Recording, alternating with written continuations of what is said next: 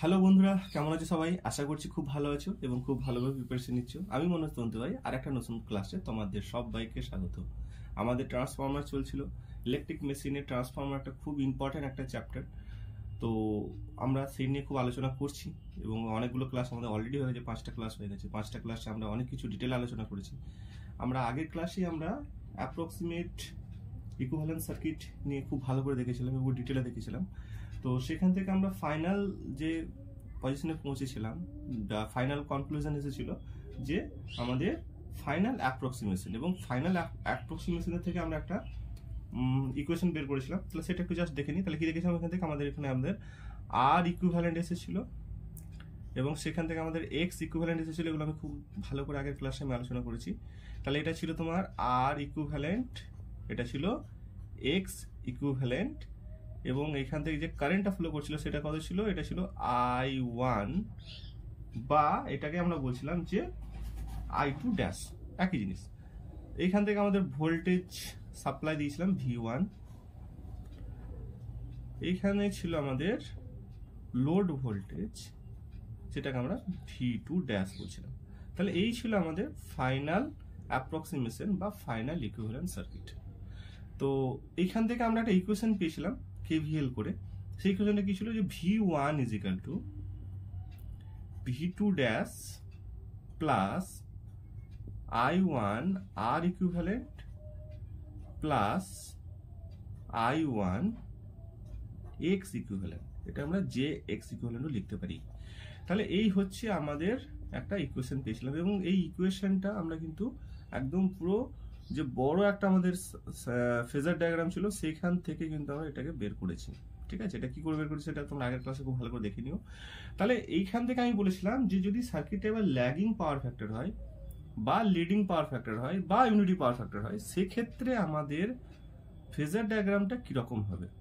তাহলে সেই ক্ষেত্রে আমরা যদি ধরো সার্কিটটা কি হয়, ল্যাগিং পাওয়ার ফ্যাক্টর হয়, কি হয়? Lagging power factor, lagging power factor. তাহলে ল্যাগিং পাওয়ার ফ্যাক্টর হলে আমরা এই ইকুয়েশন থেকে আমরা দেখে নেবো ফেজার ডায়াগ্রামটা কিরকম হবে। ঠিক আছে, তাহলে এই ইকুয়েশন থেকে আমরা কি দেখবো? আমরা ফেজার ডায়াগ্রামটা দেখবো।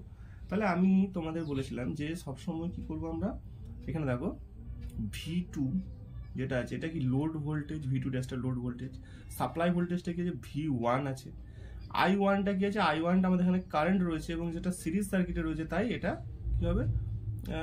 সমানভাবে ফ্লো করবে কারেন্টটা। ঠিক আছে, এবং এটাকে খুব সিম্পলভাবে দেখানোর জন্য কিন্তু এটাকে করা, মানে ল্যাগিং পাওয়ার ফ্যাক্টর বা লিডিং পাওয়ার ফ্যাক্টর যেটাই আমরা করি না কেন, সেটাকে সিম্পলভাবে দেখানোর জন্য কিন্তু আমাদের এই ইকুয়েশনটাকে নিয়ে আসা, ফাইনাল অ্যাপ্রক্সিমেশনে নিয়ে আসা। তো এখান থেকে দেখো আমরা কি করবো, আমরা V2 ড্যাশটাকে আমরা 0 ডিগ্রি রেফারেন্সে নেবো। কি করবো আমরা? V2 ড্যাশ যেটা রয়েছে, V2 ড্যাশ এটাকে আমরা কি করবো? 0 ডিগ্রি রেফারেন্সে নেবো। এবং যেহেতু ল্যাগিং পাওয়ার ফ্যাক্টর বলছি, ল্যাগিং পাওয়ার ফ্যাক্টর মানে কি হয়? আমাদের ভোল্টেজটা সবসময় কারেন্টের থেকে লিড করবে, বা অপর দিকে যদি আমি বলি তাহলে ল্যাগিং পাওয়ার ফ্যাক্টর মানে হচ্ছে কারেন্টটা সবসময় ল্যাগ করবে। ল্যাগিং বা লিডিং কথাটা আমরা শুধুমাত্র বলি কারেন্টকে মাথায় রেখে, বা কারেন্টের সাপেক্ষে আমরা দেখি সার্কিটে কিরকম আছে। কারেন্ট যদি ধরো ভোল্টেজের থেকে পিছিয়ে থাকে তাহলে সেটা বলবো ল্যাগিং, কারেন্ট যদি ভোল্টেজের থেকে এগিয়ে থাকে সেটা বলবো লিডিং। ঠিক আছে, তাহলে যেহেতু এখানে ল্যাগিং বলেছে আর কারেন্টের সাপেক্ষে আমরা দেখছি, তাহলে আমরা কি বলবো? যেখানে কারেন্টটা সবসময় ল্যাগ করবে, কার থেকে ল্যাগ করবে? ভোল্টেজের থেকে ল্যাগ করবে। এখানে কারেন্ট কোনটা আছে? কারেন্ট আছে এখানে I1, বা I1টাকে আমরা বলছিলাম যে I2 ড্যাশ। তাহলে এই কারেন্টটা কি করছে? ভোল্টেজের থেকে ল্যাগ করবে, ল্যাগ করবে। এটা হচ্ছে তোমার I1, বা এটাকে আমরা বলবো যে I2 ড্যাশ। তাহলে এই I2 ড্যাশটা ভোল্টেজের থেকে ল্যাগ করছে, যেহেতু ল্যাগিং পাওয়ার ফ্যাক্টর আমরা ফেজার ডায়াগ্রামটা দেখছি। তাহলে সেক্ষেত্রে দেখো এটা যদি আমাদের এখানে ল্যাগ করে, তাহলে এই যে I1 R ইকুইভ্যালেন্টটা কি হবে? এটা তো একটা আমাদের রেজিস্টিভ পার্ট, তাহলে এই রেজিস্ট্যান্সের পার্ট। তাহলে এই পার্টটা আমাদের কি হবে? আমরা জানি যে এ সবসময় রেজিস্ট্যান্স যেটা I1 R ইকুইভ্যালেন্ট হবে সেটা হবে I1 এর প্যারালালে সবসময় হবে, I1 এর প্যারালালে থাকবে সবসময়। তাহলে I1 এর প্যারালালে আমরা কি বলতে পারি? এইখান থেকে V2 ড্যাশ থেকে আমাদের I1 এর প্যারালালে এটা বরাবর একটা নেমে যাবে, যেটাকে আমরা বলবো কি? এটা হচ্ছে I1 R ইকুইভ্যালেন্ট। ঠিক আছে, তাহলে I1 R ইকুইভ্যালেন্ট আমাদের I1 এর প্যারালালে এলো এবং সেটা V2 ড্যাশ থেকে বেরোলো, ঠিক আছে, ভি টু ড্যাশের মাথা থেকে বেরোলো। এবার আমরা কি করবো, আমরা দেখাবো যে I1 x ইকুইভ্যালেন্ট। তাহলে দেখো I1 x ইকুইভ্যালেন্ট যেটা হবে সেটা অলওয়েজ I1 থেকে 90 ডিগ্রি অ্যাঙ্গেলে লিড করবে। কি হবে, I1 থেকে অলওয়েজ 90 ডিগ্রি অ্যাঙ্গেলে লিড করবে। তাহলে I1 এটা প্যারালাল এইটা রয়েছে, তাহলে এখান থেকে আমি 90 ডিগ্রি অ্যাঙ্গেলে কি করবো, লিড করাতে পারি। তাহলে আমাদের এইটা যেটা বেরোবে, এটা যেটা বেরোবে সেটা হচ্ছে তোমার I1 x ইকুইভ্যালেন্ট। এবং ফাইনালি আমাদের যে রেজাল্টেন্টটা পাবো সেটা কি আমাদের এখান থেকে শুরু হয়েছিল, 0 থেকে শুরু হয়েছিল। তাহলে 0 থেকে আমাদের ফাইনালি যে রেজাল্টেন্টটা পাবো,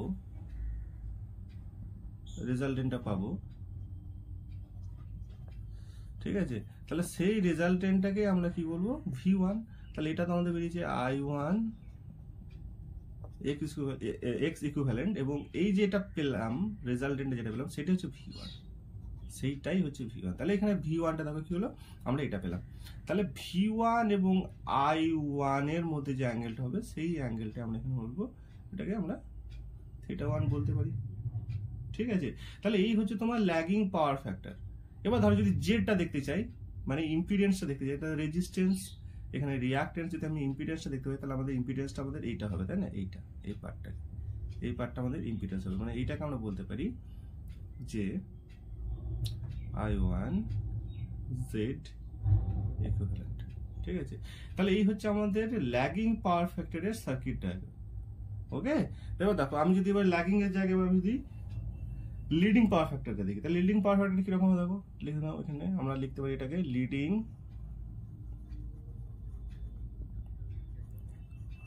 লিডিং পাওয়ার ফ্যাক্টর, তাই না, লিডিং পাওয়ার ফ্যাক্টর।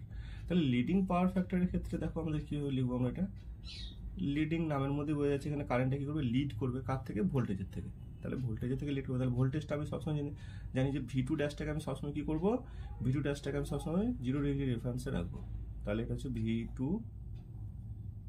ড্যাশ, এবং এইখান থেকে কে কারেন্টটা I1টা সবসময় লিড করবে, যেহেতু লিডিং পাওয়ার ফ্যাক্টর বলেছে। তাহলে লিডিং পাওয়ার ফ্যাক্টরে কারেন্ট সবসময় লিড করে, এখানে হয়ে গেল এটা আমরা বলতে পারি যেটা I1, বা এটাই হতে বলতে পারি I2 ড্যাশ, একই জিনিস, ঠিক আছে। তাহলে এখান থেকে লিড করছে। এবার দেখো আমরা কি বলেছি, I1 R ইকুইভ্যালেন্ট। তাহলে I1 R ইকুইভ্যালেন্ট সবসময় কি হবে, I1 এর প্যারালালে হবে, এবং V2 মাথা থেকে আমরা লিখবো, তাই তো, V2 মাথার উপর থেকে বেরোবে। তাহলে এটা কত হবে, I1 এর প্যারালালে হবে। তাহলে I1 এর প্যারালালে আমি লিখলাম এটা I1 এর প্যারালালে। তাহলে এটা হলো তোমার I1 R ইকুইভ্যালেন্ট, এবং আমি বলেছি যে I1 X ইকুইভ্যালেন্ট কি হবে, I1 এর থেকে 90 ডিগ্রি অ্যাঙ্গেলে লিড করবে। তাহলে I1 এর থেকে আমাদের 90 ডিগ্রি অ্যাঙ্গেলে লিড করছে, মানে এরকম জায়গাতে আসবে, ঠিক আছে। এইটা হচ্ছে তোমার I1 X equivalent.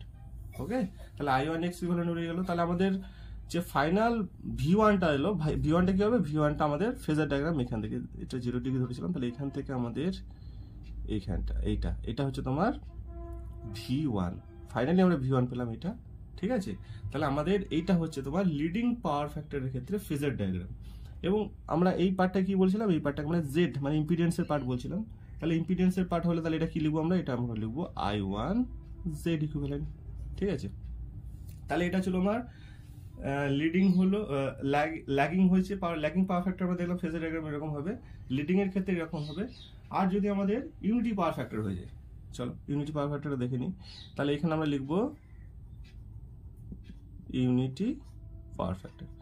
Unity power factor আমরা কি বলেছিলাম বা কি জানি আমরা, ইউনিটি পাওয়ার ফ্যাক্টরে ভোল্টেজ এবং কারেন্ট সেম ফেজে লাই করে, তাই না।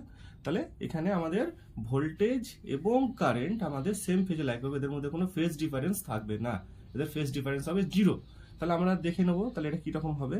তাহলে দেখো এখানে যদি আমরা দেখি, তাহলে এটা যদি আমরা V2 ড্যাশ ধরে নিই, V2 ড্যাশটা সবসময় 0 ডিগ্রি রেফারেন্সে থাকবে, তাই V2 ড্যাশ এখানে হয়ে গেল। এবার আমি কি বলেছিলাম যে ইউনিটি পাওয়ার ফ্যাক্টরে ভোল্টেজ এবং কারেন্ট মানে I1টা সেম ফেজে থাকবে, এইখানের মধ্যে কোনো ফেজ ডিফারেন্স হবে না। তাহলে চলো সেম ফেজে আমি দিলাম এখানে, এটা হচ্ছে তোমার I1, বা এটাকে আমরা বলতে পারি I2 ড্যাশ, ঠিক আছে। তাহলে I1 এবং I2 ড্যাশ আমাদের সেম ফেজে থাকবে। এবং দেখো আমি কি বলেছি যে I1 এর প্যারালালে হবে তোমার I1 আর ইকুইভ্যালেন্ট, এবং সেটা V2 এর মাথা থেকে বেরোবে, মানে V2 থেকে আমি দেখবো। তাহলে এটা যদি V2 হয়, V2 ড্যাশ হয়, তাহলে এইখান থেকেই একটা পার্ট আমাদের বেরিয়ে যাবে, এর প্যারালাল মানে এই লাইনই হবে, সেম লাইন হবে, এটা হবে তোমার I1 আর ইকুইভ্যালেন্ট, এই পার্টটা, তাই না? এই পার্টটা বেরোলো, এবং এইখান থেকে I1 এক্স ইকুইভ্যালেন্ট কি হবে, 90 ডিগ্রি অ্যাঙ্গেলে লিড করবে I1 এর থেকে, তাহলে 90 ডিগ্রি অ্যাঙ্গেলে লিড করে মানে এরকম ভাবে এটা হবে তোমার I1 এক্স ইকুইভ্যালেন্ট। এবং ফাইনালি আমরা যে রেজাল্টেন্টটা পাবো সেই রেজাল্টেন্ট আমরা এইখান থেকে ড্র করব, এইটা হচ্ছে তোমার কি হবে, এটা হবে তোমার V1, তাই না? এটা হচ্ছে V1। Very good. আর এখান থেকে যে পার্টটা আসবে সেই পার্টটা হয়ে গেল তোমার জেড ইম্পিডেন্সের পার্ট, তাহলে এটা আমরা বলতে পারি I1 জেড ইকুইভ্যালেন্ট। তাহলে এই হচ্ছে তোমার ইউনিটি পাওয়ার ফ্যাক্টরের ফেজার ডায়াগ্রাম, ঠিক আছে? তাহলে আমরা আজকে খুব ভালো করে দেখলাম যে আমরা ফাইনাল যে অ্যাপ্রক্সিমেশন পেয়েছিলাম, বা ফাইনাল যেটা আমরা ইকুইভ্যালেন্ট সার্কিটটা পেয়েছিলাম, সেখান থেকে আমরা ইকুয়েশন বের করেছিলাম, সেই ইকুয়েশন থেকে আমরা ল্যাগিং, লিডিং এবং ইউনিটি পাওয়ার ফ্যাক্টরে এদের ফেজার ডায়াগ্রামটা কিরকম হবে সেটা আমরা খুব ভালো করে দেখলাম। আশা করছি তোমরা খুব ভালো করে বুঝতে পেরেছো, তোমাদের কোনো ডাউট নেই। যদি কোনো ডাউট অবশ্যই থেকে থাকে তাহলে কিন্তু তোমরা আমাকে কমেন্ট সেকশনে বলবে কোথায় প্রবলেম হচ্ছে, আমি আরও ইজিলি তোমাদের বোঝানোর চেষ্টা করব। তো বন্ধুরা, আজ এই পর্যন্তই থাকলো। তোমরা খুব ভালো থেকো, সুস্থ থাকো এবং খুব ভালোভাবে প্রিপারেশন নাও।